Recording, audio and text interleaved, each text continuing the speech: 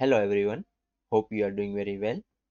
In our previous lecture, we have studied about how to add tags in Odoo 19 for our custom module and how to use many-to-many field as a tag field. Here you can see you can add many-to-many tags in Odoo with the help of many-to-many field with the widget many-to-many tags.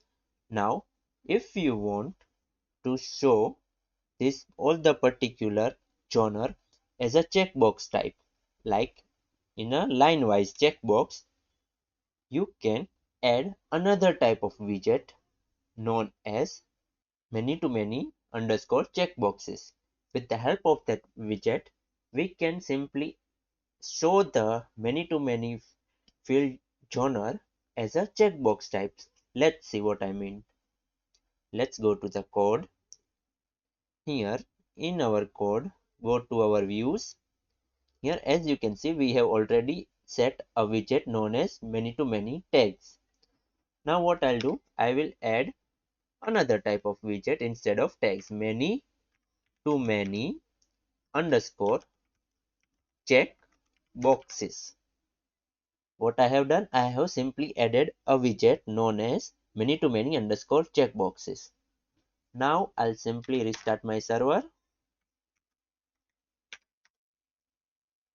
go to the browser, then go to the apps, upgrade my module,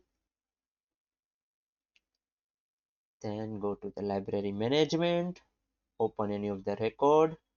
See, now you can see the all the records are shown as a checkbox wise.